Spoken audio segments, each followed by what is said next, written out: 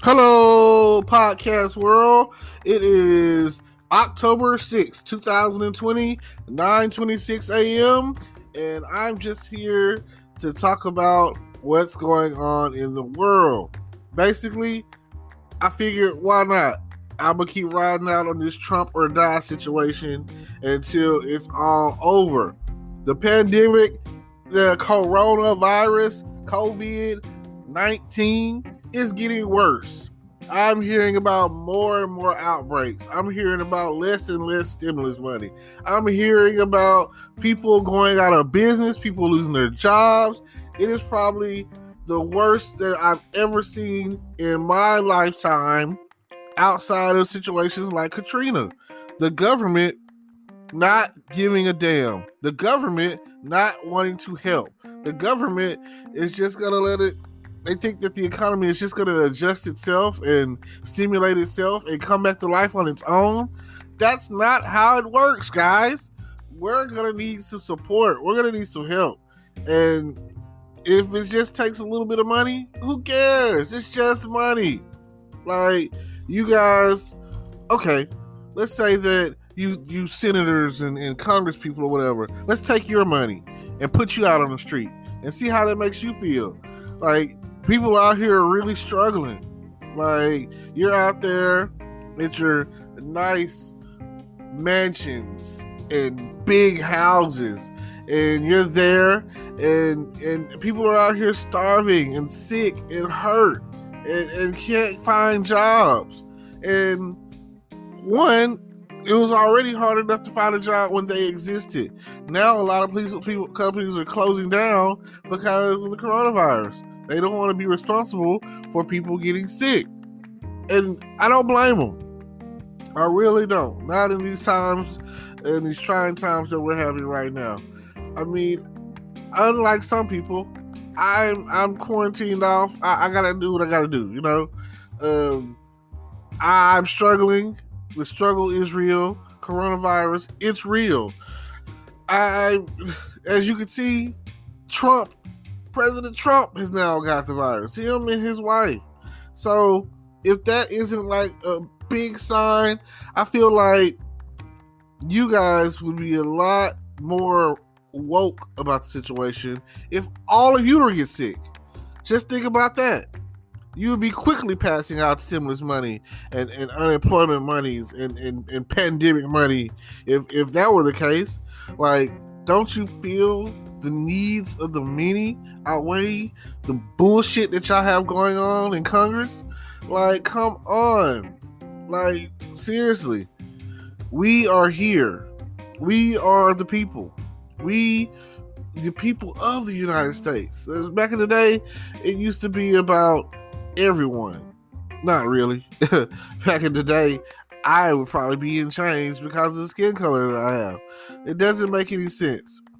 So, look, Nancy, come on. Help us out. Can't we get a pass? Like, what is going on? Like, you guys need to get it together and quit giving us false hope. I mean, it's not like we're asking for Superman to come flying through the sky and save us. We are asking for support. We're asking for help. We're asking for a cure. But no. I watched the South Park special last night, and the jokes that they had in there were some of the funniest I've seen all year long. It was some of the funniest jokes I've seen all year long, and it was like on point. And I'm freaking love South Park because they're always on point. The generalizations that they have with their jokes and the connecting of what is really going on is always on point. And I was listening to the part where Mr. Garrison, who's supposed to be like Donald Trump, was saying this. Before the pandemic, I was doing a crap job as a president. Sound familiar? Before the pandemic, I had promised I'm going to get rid of all the Mexicans. That was his status. I'm just saying. That was the cartoon. That's what he was talking about. That's what he was. So, he was also telling Stan, he was like, Stan Marsh, one of the boys on the show, if you're not familiar with the show, which, like I say, it's not for kids, but if you you're my age and up, you've been watching it since it came out back in '99. A lot of stuff happened in '99, and that's why they were partying like it was 1999. You hear me, Prince? All right, R.I.P.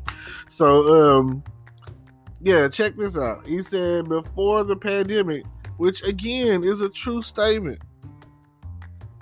And in the side of the pandemic, we had the whole 846 situation, the I cannot breathe situation, the Black Lives Matters and looting and everything. So far, this has been one of the worst years ever. And the worst thing about it is, it seems like it's been orchestrated. I'm a conspiracy theorist somewhat, but I'm not one of those string here, pinpointed there kind of people, whatever. But if the shoe fits, sometimes you just gotta wear it. You know what I mean? So check this out. And for everybody that else wants to hear this, that's listening. The chain of events that have taken place, and it's going on about, I'll say it started from a year ago, around this time last year, from basically all this stuff that's going on now, or that we've been through, started about a year ago. So, do I feel like some of it could have been prevented? Yes. Do I feel like it still could be prevented? Yes. Do I feel like they could have done something a long time ago? Yes. Like, they knew. Just like on Independence Day, the movie, when the dad was like, you knew then and you did nothing. You knew then and you did nothing. So when they came out that Area 51 was a real thing, which it is, one, like I say, that's why it has a number on it, because there's more.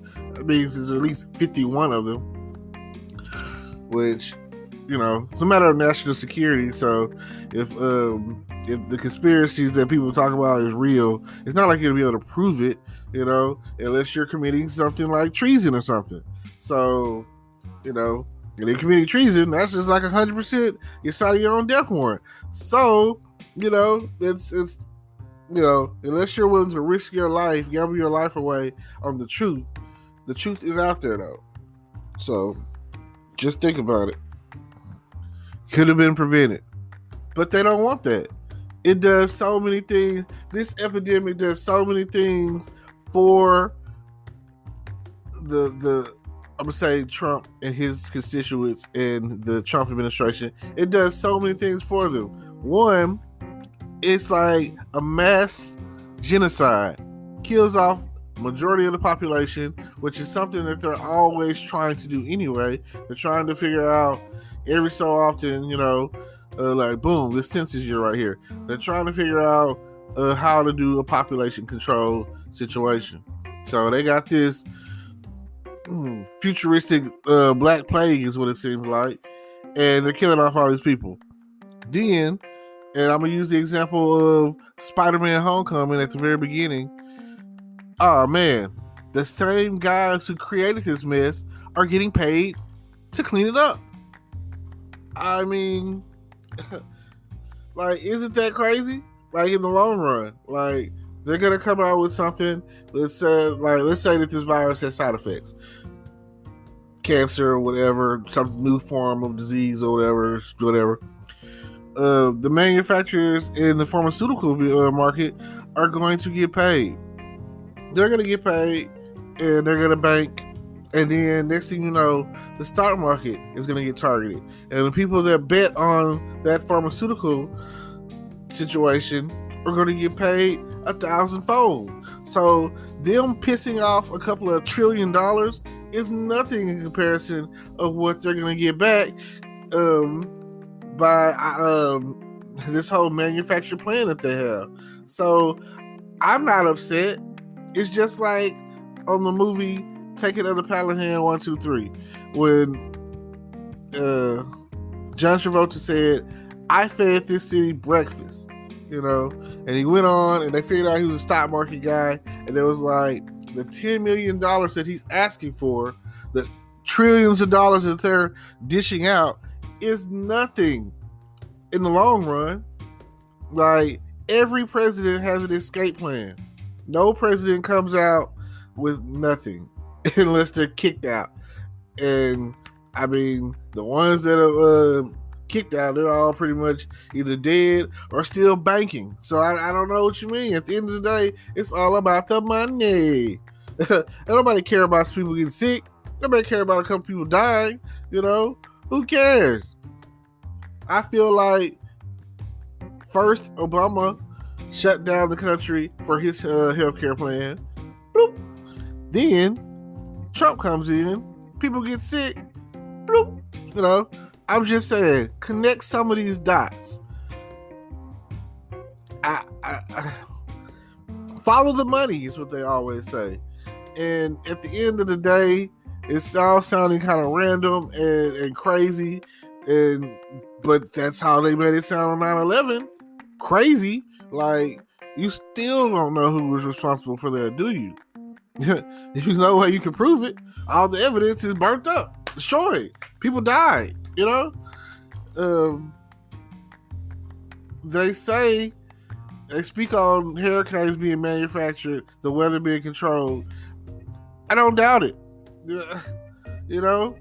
Anything that's a system or systematic or science or anything like that I feel like can be controlled. Like, it can be altered. Like DNA, you know?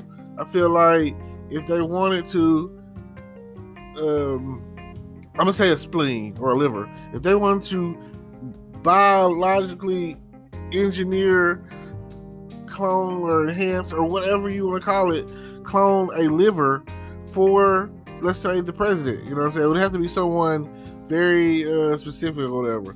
I feel like, okay, there's a movie, I think it's The Hitman.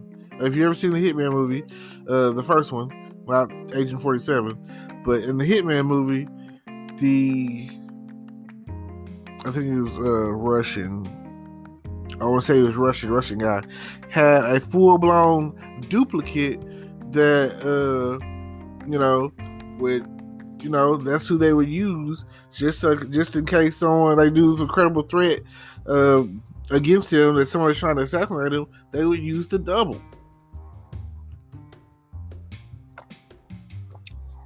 Yep. Another example of conspiracy stuff. Murder in 1600. The president, when his wife, or the president and his family or whatever, were there, would in return make him a suspect. But you can't have that, you know? So they snuck them out through the tunnels, and it was never reported that they were ever there. Cover-ups happen all the time. And Mel Gibson in the movie, the best conspiracy theory movie I've ever seen, and it was on point, and probably some of it was true, and it probably does happen this way, and it probably is still happening this way, along with because like I say, that movie came out, I think in the 90s or something like that, and it was talking about how the CIA creates assassins that kill people like JFK and Martin Luther King, and, you know, whoever is needed to be killed, whoever is not going along with the political agenda, I guess is what you call it. So at the end of the day, I personally don't really think that Trump was ever sick. They were talking about it on CNN yesterday, how he got up there at the White House and took his mask off and made it seem like it was so disrespectful. That's because he knows he doesn't have the coronavirus. It's really like a dodge tactic or a sympathy tactic or a pity tactic or whatever, you know, a way to increase votes, you know, like, oh my gosh, you know, like, I watched some of these advertisements where, like, giving praise to Trump, talking about, oh, he's doing a good job. No, he's not. Like, I don't care what you say. I appreciate it when he signed that executive order that lasted a full 2 weeks, but at the end of the day, he's not doing a good job. He's not. He's just an antagonizer. You know, he's just negative about everything that he does. Is like it's kind of childish. I don't know, but at the end of the day, it's funny, it's entertainment. It's like, and that's what it's been about since about probably Reagan. You know, it's been about entertainment. Like I remember on Back to the Future when he was like Reagan, the actor. You know, like what is he doing in office? I feel like when it comes to political affairs, you'd have to have gone through some sort of process to get there. But let them say that pretty much anyone can become president if you meet the precursors to it. You know, stuff like have to be born an American citizen, 35 years of age, blase, blase, all of that. If you, I mean, they say Kanye's on the ballot. I mean, but oh man. It's like he still wears the same hat that the other guys wear, you know? He wearing that red and white hat. So I don't know what to say about that. Leave that alone. It's when he got up there and got to talking some of the stuff he said, he lost us. He lost himself. I mean, it's certain stuff that just pure entertainment. I know that he knows he can't do some of the stuff he was saying and probably wasn't serious about it. I don't know what mental hospital he's been in or needs to go to, but you might want to, you know, get that taken care of. Get that looked at. Get that checked out. Because I really don't know what to say at this point other than the fact that we might be screwed. We might be doomed. We might not have... If the world keeps going at the pace that we're going, and I say the world, I'm really talking about the United States because I haven't left the country ever, so I don't know what's going on anywhere else other than what they show on the news. And, you know, anybody can get anything on tape these days, and just once you edit it, it can be anything that you want it. So, I really just need someone to step up and do the job. I mean, through and through, I'm voting Democratic, hoping that that party can do things that this party isn't doing, and by January 21st, we'll have someone new. If not, it's Trump or die, and that's just what it's gonna be. I'm sorry, guys. You know, hopefully things will work itself out, and until then, peace.